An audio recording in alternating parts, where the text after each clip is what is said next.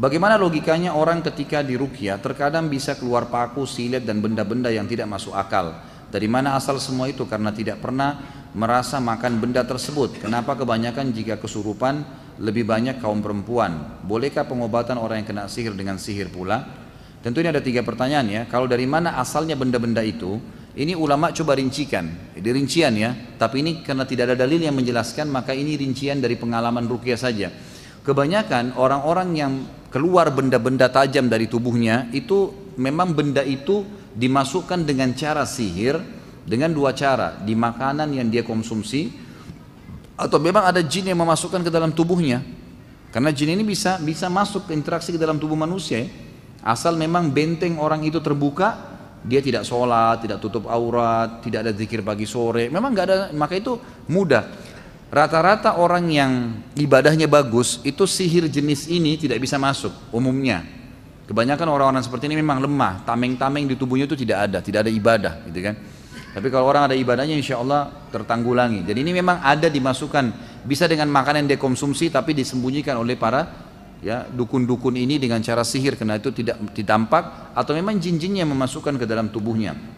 Maka ruqyah membongkar itu sama dengan susuk kan? Susuk yang dimasukkan dengan cara dimantra-mantrain akhirnya masuk ke dalam tubuhnya. Itu kalau dibacain ayat bisa keluar memang susuknya. Buhul yang ditanam gitu kan. Saya punya pengalaman meruqyah air kemudian disiramkan di tempat yang ada buhul, itu subhanallah beberapa hari kemudian keluar buhul itu. Ada buhul yang keluar di halaman rumah itu gitu kan. Jadi memang dengan hikmah Allah Subhanahu wa taala. Kenapa kebanyakan yang kesurupan kaum perempuan? Sebenarnya tidak juga, laki-laki juga ada gitu kan. Pokoknya siapa saja yang kena sihir bisa saja terjadi, tapi kesurupan ini terjadi memang kalaupun terjadi pada perempuan ini karena kelemahan jiwa. Dia tidak bisa mengontrolnya gitu kan. Kalau orang dia terganggu nih, tapi dia dengar ruqyah, dia coba konsentrasi dengar. Nah ini biasanya tidak bisa kesurupan, setannya malah kena. Kesurupan itu biasa karena kelemahan jiwa dia, maka setannya akhirnya menonjol untuk menguasai dia gitu. Tidak boleh mengobati sihir dengan sihir, haram. Tidak boleh haram dengan haram, gitu kan?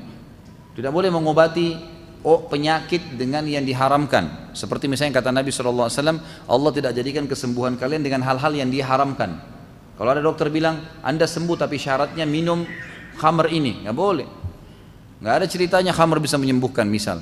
Atau menggunakan lemak babi ini atau obat ini itu nggak boleh. Jelas dilarang dalam agama. Kata Nabi SAW, Allah tidak jadikan kesembuhan kalian pada hal-hal yang diharamkan. Jadi tidak mungkin itu terjadi. Jadi ini hal-hal mendasar yang harus diketahui. Jadi tidak boleh obatin apalagi sihir dengan sihir gitu kan.